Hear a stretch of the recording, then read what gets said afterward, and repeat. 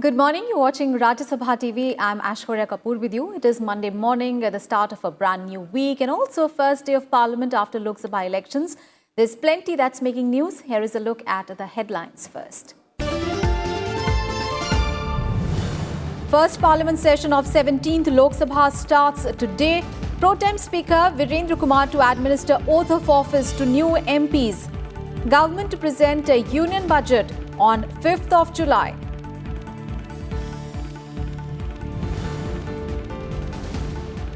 Prime Minister Modi urges parties to ensure smooth functioning of Parliament. All party presidents call for the meeting on 19th of June to discuss one nation, one election.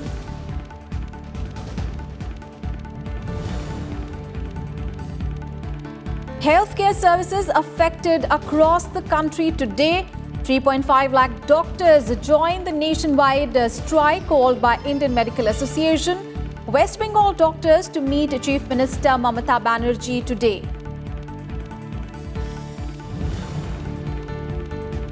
"93 children die of encephalitis in Bihar. Union Health Minister Dr. Harshvardhan visits Muzaffarpur, assures help for hospitalized children. Heat wave claims 61 lives in Bihar. And fans rejoice as India thrashed Pakistan for the 7th time in the World Cup history. Man of the match Rohit Sharma smashes 140 runs. India win rain-interrupted match by 89 runs.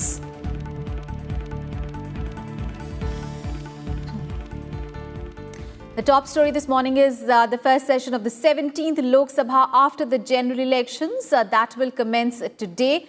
The budget session will have 30 sittings and will conclude on 26th of July. The government is focusing on converting into law as many as 10 ordinances that the NDA government had promulgated before the 16th Lok Sabha ended.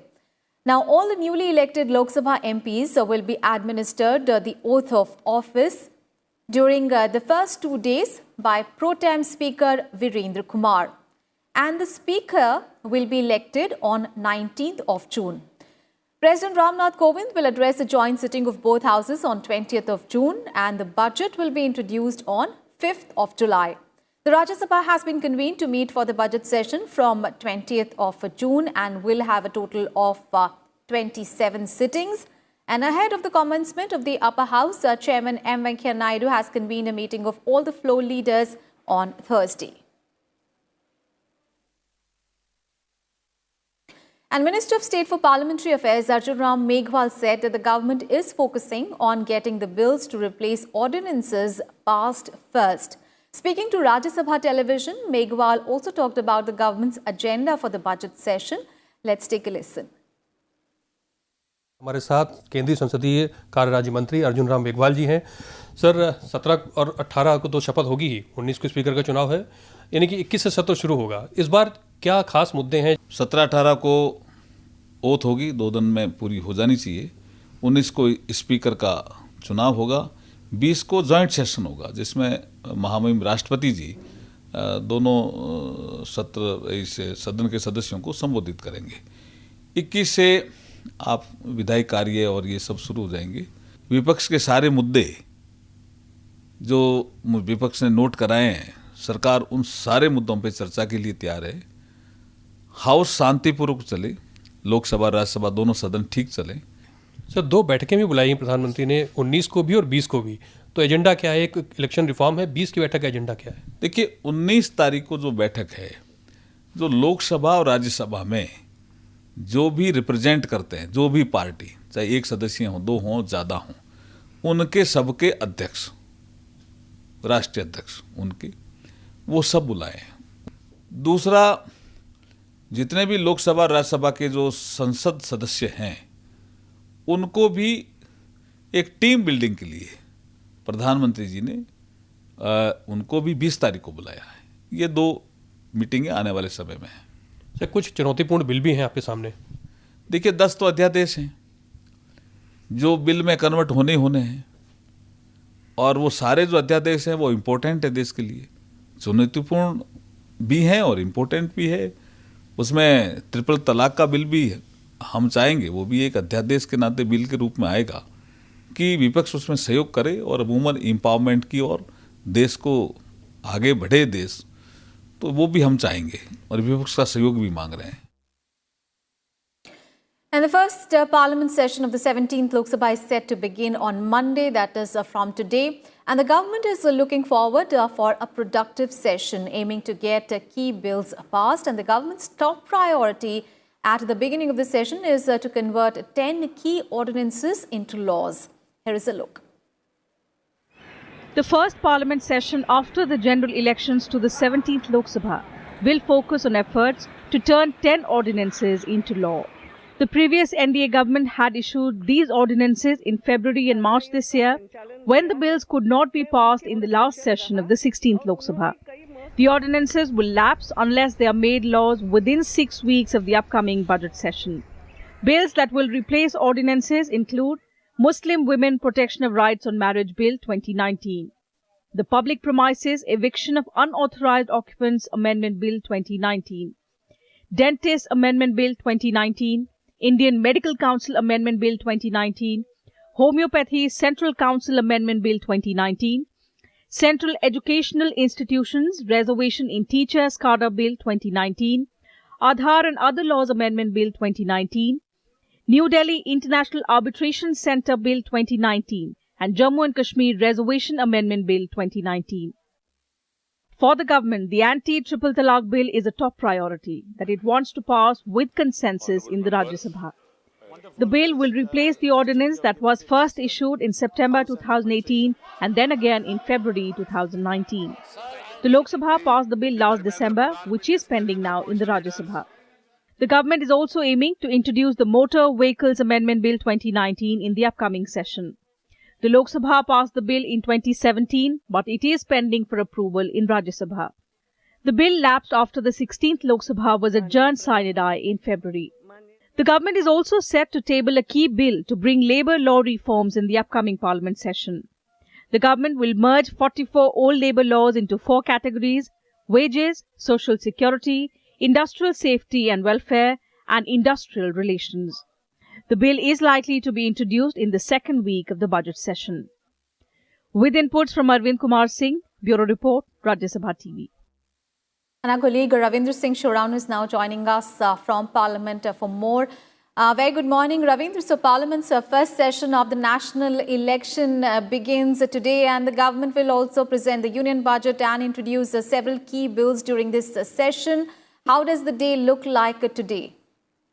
Good morning, Aishwarya. You're right. After a long, 2 months long, high drama, vitriol-filled cacophony of the election, finally, the 17th Lok Sabha is in existence, and today is the first sitting of the newly elected members of the Lok Sabha. Pro-Tem Speaker Dr. Virendra Kumar, he is scheduled to take oath around 10 o'clock in the Rashtrapati Bhavan. President Ramnath Kovind will administer him oath of the office, and after that around 10:40 he is scheduled to reach here in the parliament premises, and followed by, when the house will start at 11 o'clock in the morning, what we are getting the sources information is that the Prime Minister will be the first person to take oath today, as he is the leader of the house, and after that who will take the oath, the modalities are still under consideration and the Secretariat is still working on it. But if we talk of the last Lok Sabha, that is the 2014th Lok Sabha, in the 16th Lok Sabha, at that time, first Prime Minister he took oath, and followed by Lal Krishna Advani, he was the senior leader, and Sonia Gandhi respectively. After that, the panel of the chairpersons, they took oath, and followed by the Council of Ministers, the Cabinet Ministers, and after that all the members of the Parliament, they will take in oath in the alphabetical order of their respective states which they are representing. This time also, what the sources are saying, almost the same order will be followed, but this time as Lal Krishna Advani is not here, so who will take oath after the Prime Minister? The modalities are still under consideration, but this is the first session, and yesterday also the Prime Minister said that the government is ready to discuss anything and everything, and they are requesting the opposition members to cooperate with the government and to run the house smoothly.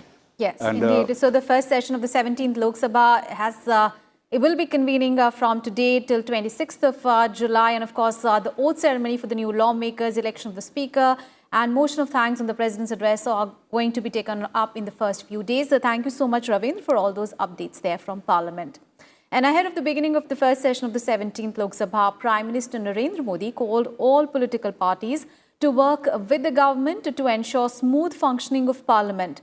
Addressing the floor leaders of various parties in New Delhi, Prime Minister Narendra Modi urged all leaders to strive in the direction of making a new India by 2022 and achieve the true meaning of Sabka Saath, Sabka Vikas, Sabka Vishwas. He also urged all leaders to introspect whether the members of parliament are able to fulfill people's aspirations as their representatives. PM Modi has also called a meeting of party presidents on 19th of June on the issue of a one nation, one election. And on 20th of June, the Prime Minister will meet with all the members of both houses of parliament to discuss important issues. All party presidents who are representing in Lok Sabha or Rajya Sabha, that is the decision as on date. And 20th ko, he wants to build a team spirit of the parliament. He has called all MPs of both Lok Sabha and Rajya Sabha for a meeting on 20th evening at 7 o'clock. And in the meeting that was held yesterday, there was a consensus across party lines on ensuring a smooth functioning of parliament without disruptions. Opposition parties emphasized on the need to raise the issues of national importance in the House, including farmers' distress and the triple talaq bill. हमें कोई ऐसी problem नहीं है कि हम कानून पास नहीं करना चाहते। हम वो तमाम कानून पास करेंगे जो लोगों के हित के लिए, जो औरतों के लिए, किसानों के लिए, मजदूरों के लिए, युवकों के लिए, विकास के लिए, इस देश के गरीब जनता के उत्थान के लिए जो भी सरकार बिल लाएगी उनको पास करेंगे। ये हमने सरकार को आश्वासन दिलाया है और ये तमाम जो इश्यूज़ हमने उठाए हैं, हमने सरकार को बताया है कि इन इश्यूज़ को सदन में उठाने की और चर्चा करने में सरकार को कोई आपत्ति नहीं होनी चाहिए। हम लोग जो सुझाव दिया, कम से कम 75% बिल स्टैंडिंग कमेटी में स्क्रूटनाइज होना चाहिए। That's number 1। 2 number, electoral reform और स्टेट फंडिंग होना चाहिए। There should be discussion on this and all parties should agree, and this should be done earliest, including paper ballot. Third point, women's reservation bill. जल्द से जल्द हम लोग तृणमूल कांग्रेस से propose दिया, bill is ready, bring the bill, pass it in the first 10 days in parliament. And the government on its part has finalized its strategy for a parliament session on Sunday at a meeting of the BJP parliamentary party. Prime Minister Narendra Modi said that his government will be at the forefront of facilitating legislations that manifest the spirit of Sabka Saath, Sabka Vikas, Sabka Vishwas. A meeting of the NDA was also held on Sunday, and after the meeting, PM Modi tweeted saying that the NDA family is looking forward to fulfilling the dreams of 130 crore Indians who have reposed unparalleled faith in the alliance. He added that the government shall fulfill regional aspirations as well and work untiringly for national progress. And in Breakfast News, we'll take a very short break. More news coming up on the other side. Stay tuned.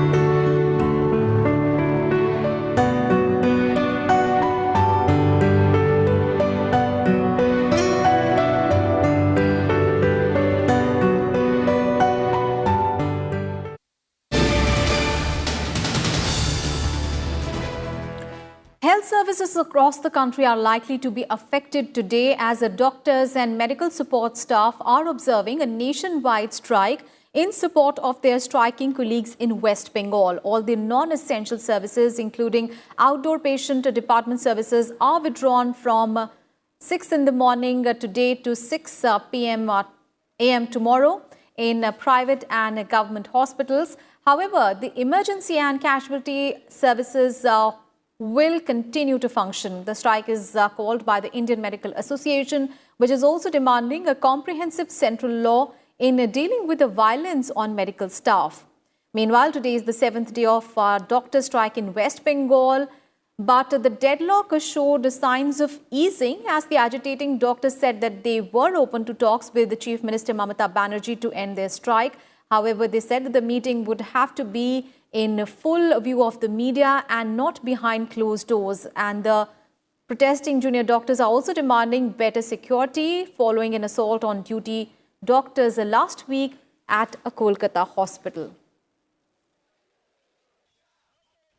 All right, so the healthcare services across the country likely to be affected today. There is a 24-hour strike that is being observed by doctors as well as medical support staff. And this is in solidarity with the strike that is on in West Bengal.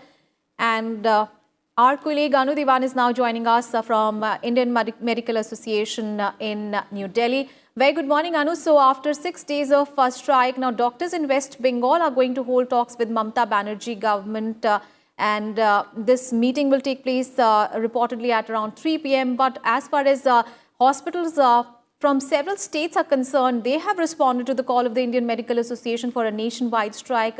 Get us the updates.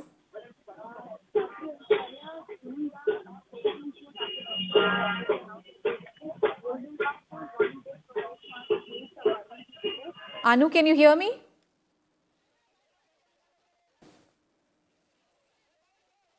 That they will be holding a one-day protest march, and for that they will be starting their protest march. They have already started their protest march. Protest from 6 a.m. onwards and will continue till Tuesday morning 6 a.m. And Aishwarya, according to as per the violence against the doctor has been continued, and even in the last night, AIIMS doctors, which they have earlier announced that they won't be going for any strike, but yesterday night the AIIMS doctor was also violated. And seeing to that, the AIIMS has also now joined the protest and will be continuing their protest along with the IMA as announced by them before earlier, that they will AIIMS will be also joining their protest till 6 a.m. Tomorrow morning. So this violence of this incident, after the incident happened in Bengal, all the doctors from all over India, around 3 lakh doctors are on protest today and will be continuing till tomorrow.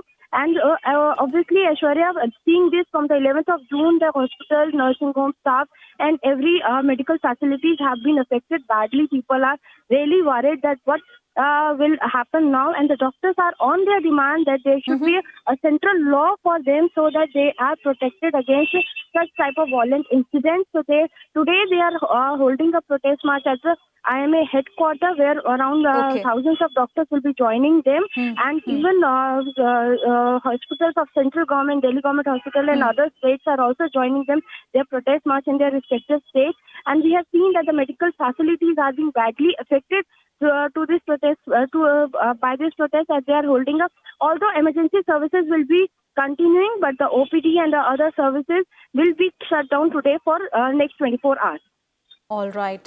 Thank you so much, Anu, for all those updates. Now there is a meeting that will take place between Mamata Banerjee and the protesting doctors at around 3 p.m. today. We have to wait and watch what really comes out of that meeting. And now news from Bihar, where 93 children have died so far due to encephalitis outbreak in Bihar's Muzaffarpur and nearby districts. The Union Health Minister Dr. Harshvardhan on Sunday visited the Sri Krishna Medical College and Hospital in Muzaffarpur, where 76 children have died due to acute encephalitis syndrome. Dr. Harshvardhan was accompanied by his deputy Ashwini Kumar Chaube and Bihar Health Minister Mangal Pandey as well. And the Health Minister has assured the state government and the affected families of all help from the central government. He has also announced that a 100-bed intensive care unit will be set up at the Sri Krishna Medical College and Hospital, within a year to provide better and separate treatment to the patients affected by encephalitis. And Chief Minister of the state, Nitish Kumar, has already announced 4 lakh rupees ex gratia to the next of the kin of the deceased.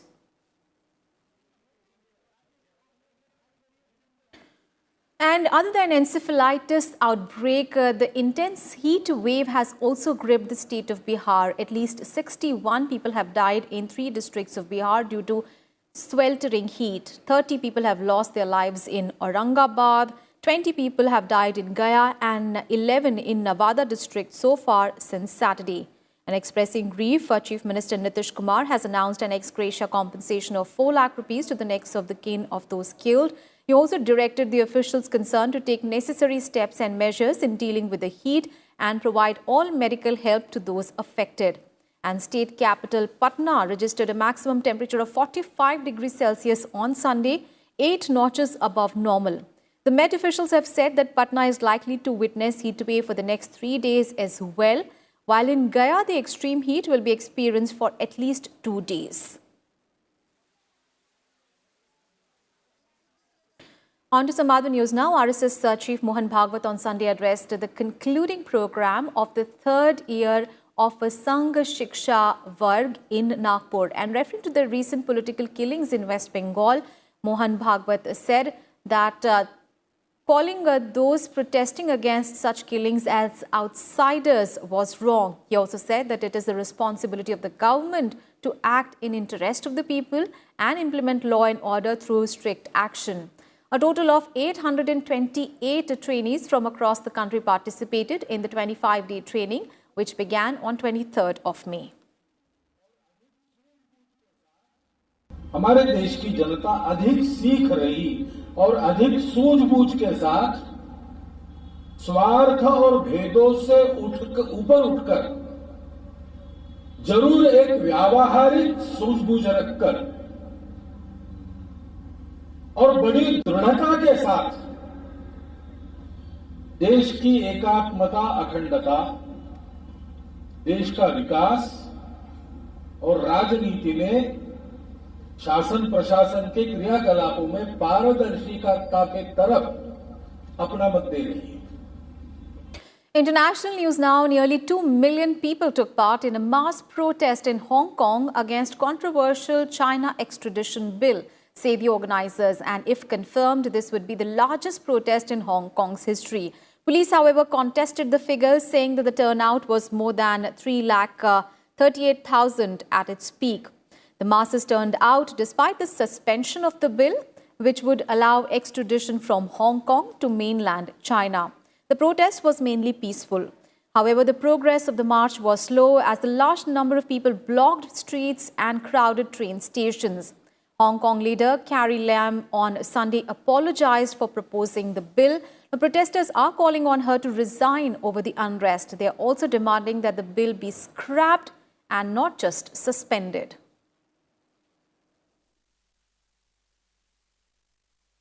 In more international news, electricity services have been restored to more than 70% of Argentina and Uruguay following a massive blackout that left around 48 million people without power on Sunday.